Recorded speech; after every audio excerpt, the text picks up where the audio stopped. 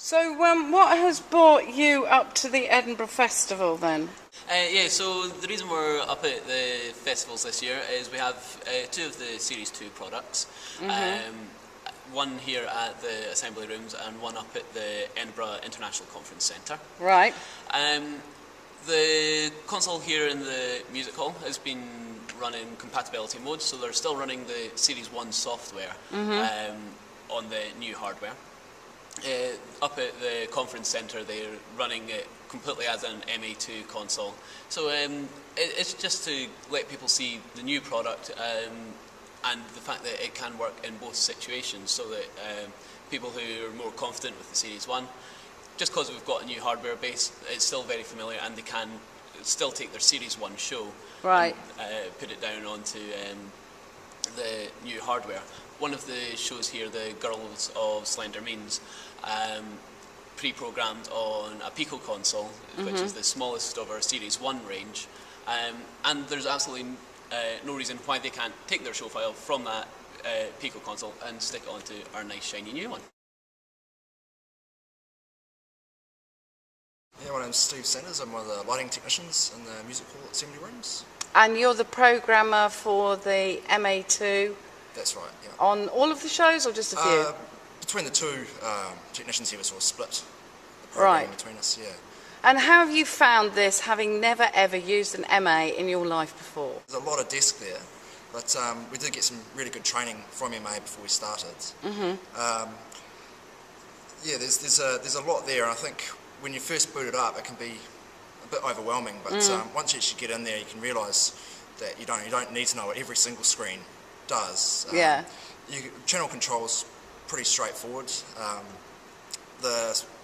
I've used a Strand for about 10 years, so I'm very used to a particular way of thinking. Right. But once I got over how the executors worked and the ways that you can have different executors running at once. So what's the difference in the way of thinking, as in the syntax of, say, a Strand board with the syntax of MA? Well, obviously the interface of the MA is very different. It's much more hands-on with the touchscreens. You've got easy access to a wide range of control surfaces. The Strand is based really around one cue list with some submasters. What I find very different to this is you can have multiple executors running that when you program something it just completely ignores them. And so you can have several different controls, cue lists running at once, and then still be programming a completely separate thing on the programmer independent of what's on stage. Oh my God, so you might have to think quite laterally as well Very then. much so, and you can record stuff, you can have a state on stage and hit record, and what actually gets stored can be completely different to what you might think. But once you're aware of these things, it's... So what have you really liked about it in terms of a, day-to-day operation? If you didn't really like anything about it, you don't have to say. Yes, you do.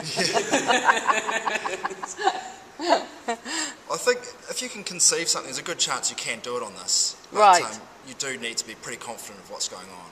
Okay, so you reckon if you made the effort, actually, it could be quite a good tool? Very much so, yeah. Well, quite often you have to make an effort with good things, don't you? Yeah. Because you were telling me that, in New Zealand you don't get a lot of opportunities to see products, and coming to the Edinburgh Festival is good because you see a lot of different manufacturers and get an opportunity to play with lots of equipment. That's right, and that's why it's actually really great to have the MA here, because the only chance I'd actually get to play on it would be at the likes of Plaza, and you can never put a desk through its paces when you're just tapping buttons at a trade show. So exactly. I think it would be great to take one home. An opportunity for you to go to New Zealand, my good man. Absolutely.